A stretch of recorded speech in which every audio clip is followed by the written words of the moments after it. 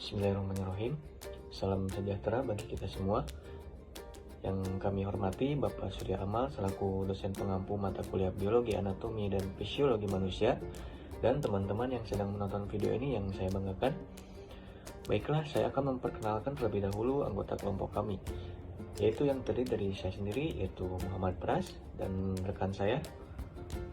Perkenalkan, nama saya Riana.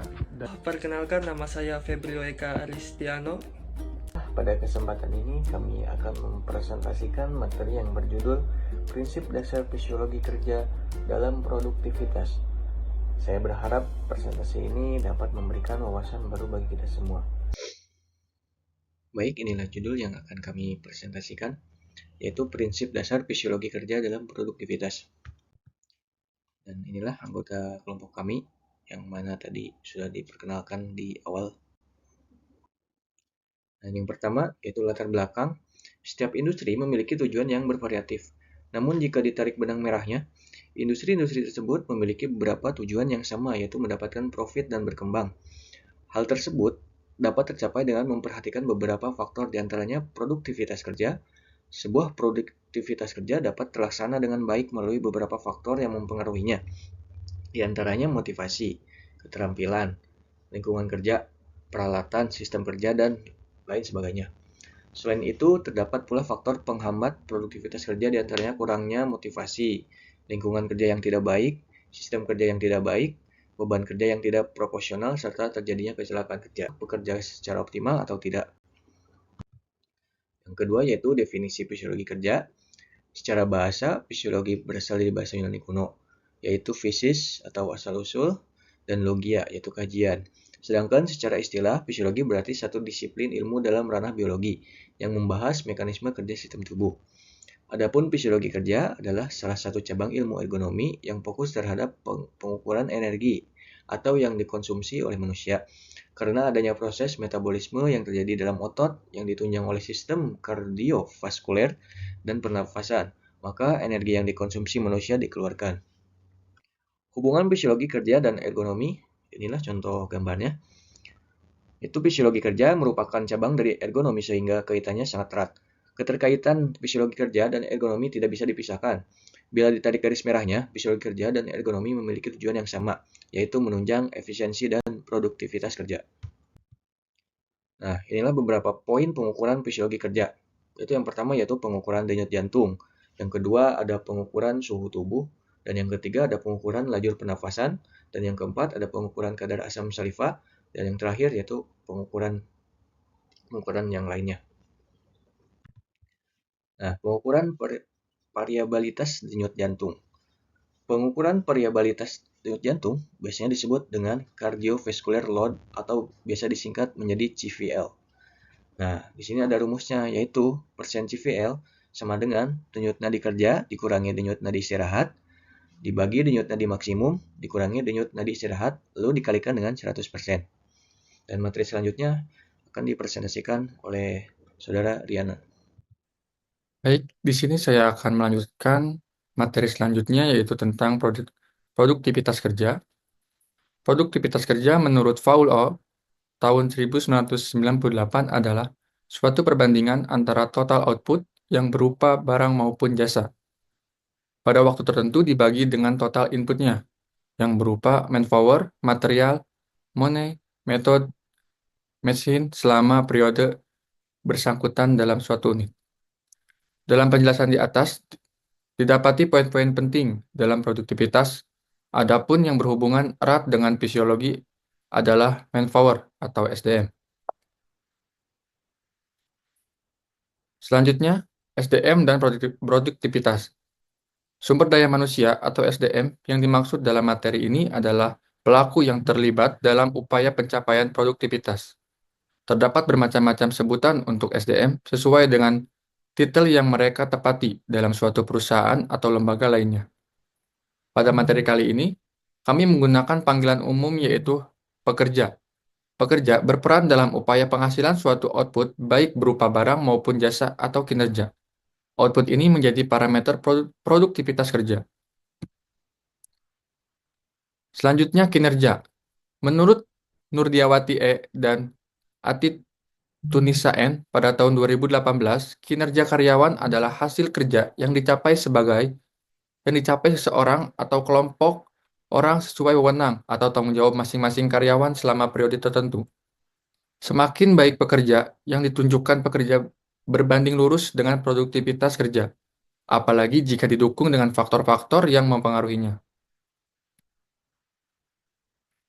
Faktor pendukung kinerja dibagi 3, yaitu motivasi kerja, lingkungan kerja yang baik, dan sistem kerja yang baik.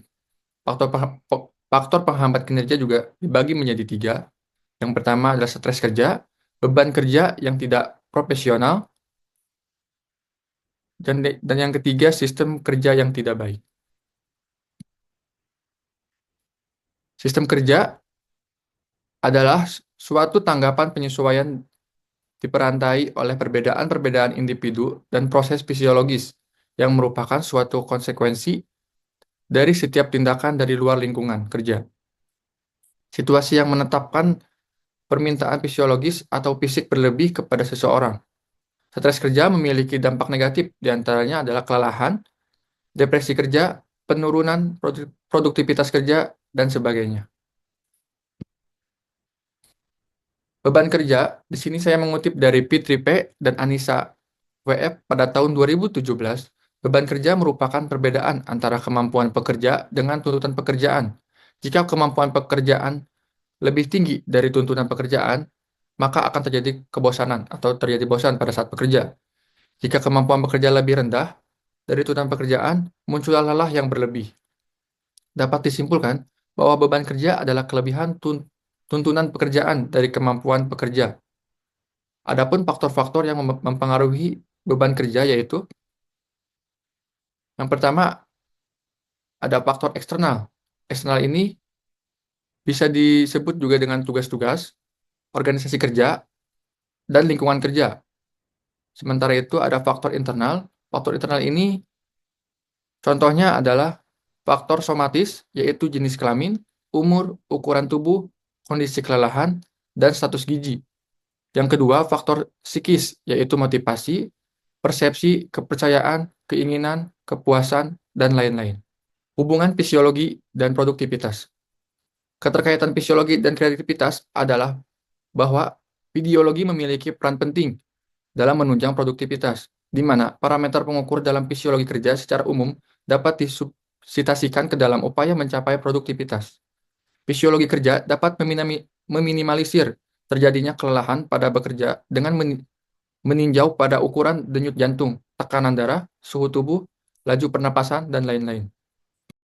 Oke, contoh kasus mengenai peranan fisiologi dalam menunjang produktivitas dengan parameter CVL, kami mengutip contoh kasus dan data dari Huta Barat TAP, Dewiana dan Andriani M. 2023. Dalam jurnal Analisis Risiko Kerja dengan Metode Fisiologi pada Pekerja Bongkar Muat Tandan Buah Segar Kelapa Sawit. Dan di sini ditampilkan sebuah tabel yaitu hasil rekapitulasi persentase CVL pagi. Poin tinjauan di sini ada 3 poin yaitu usia, persentase CVL pagi, dan klasifikasi tindakan ya. Untuk responden sendiri di sini terdapat 14 karyawan ya. Yang pertama itu Sumawardi, usia 46 tahun, persentase CVL pagi 58,2%. Dan klasifikasi tindakan diperlukan perbaikan. Yang kedua itu Marno, usia 38 tahun, persentase CVL pagi ada 50% dan klasifikasi tindakan diperlukan perbaikan. Yang ketiga itu Kardi, usia 47 tahun, persentase CVL pagi adalah 69,1% dan klasifikasi tindakan kerja dalam waktu singkat. Yang keempat ada Bambang, usia 47 tahun, persentase CVL pagi itu 78,6%, klasifikasi tindakan kerja dalam waktu singkat. Yang kelima Imam, usia itu 31 tahun, persentase CVL paginya 38,9 dan klasifikasi tindakan diperlukan perbaikan. Yang keenam itu Supardi, usia 39 tahun, persentase CVL itu 43,9 dan klasifikasi tindakan diperlukan perbaikan. Yang ketujuh itu Jamil, usia 42 tahun, persentase CVL 54,9%, klasifikasi tindakan diperlukan perbaikan. Yang ke-8 itu Fahmi, usia 22 tahun, persentase CVL 53,7%, dan klasifikasi tindakan diperlukan perbaikan. Yang ke-9, Aulia Dharma, usia 31 tahun, persentase sipil 40,6%, dan klasifikasi tindakan diperlukan perbaikan. Yang ke-10 itu Supri, usia 34 tahun, persentase CVL pagi itu 72,3%, dan klasifikasi tindakannya kerja dalam waktu singkat. Yang ke-11 itu Muhammad Syahrial, usia 45 tahun, persentase CVL 77,3%, dan klasifikasi tindakan adalah kerja dalam waktu singkat.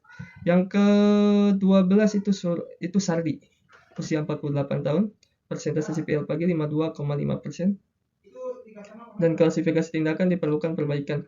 Yang ke-13 Ali, usia 47 tahun, persentase CVL pagi 63,6, klasifikasi tindakan kerja dalam waktu singkat. Yang ke-14 itu Sasi, usia 49 tahun, persentase CVL pagi 71,6%, dan klasifikasi tindakan kerja dalam waktu singkat. Jadi di sini rata-rata daripada persentase CVL pagi adalah 59%, dan klasifikasi tindakannya adalah diperlukan perbaikan. Oke, pada tabel 1 menunjukkan persentase CVL didapatkan hasil rata-rata pekerja yang melakukan aktivitas bongkar muat tandan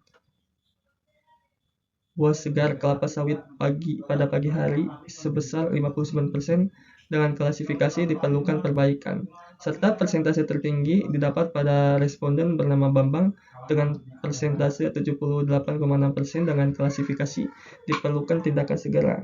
Dan persentase terendah didapat pada responden yang bernama Iman pada pekerjaan di pagi hari dengan presentase 38,9%, dengan klasifikasi diperlukan perbaikan. Kesimpulan terkait materi ini adalah bahwa peranan fisiologi kerja terhadap produktivitas sangat tinggi. Fisiologi kerja mampu menunjang produktivitas melalui pendekatan parameter pengukuran yang berhubungan dengan kondisi tubuh. Menerapkan fisiologi kerja dapat mengurangi faktor penghambat produktivitas, seperti mengurangi terjadinya kelelahan dan lain sebagainya.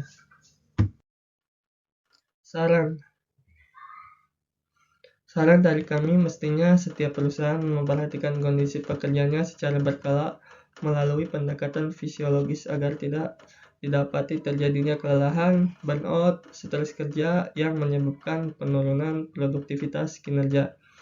Hal itu dapat dilakukan juga dengan yang pertama itu perbaikan sistem kerja agar dapat meningkatkan motivasi pekerja. Yang kedua, manajemen beban kerja yang proporsional agar tidak menyebabkan stres atau burnout karena lelah berlebih. Dan ini adalah sumber referensi yang kami ambil, yang kami gunakan dalam presentasi kali ini.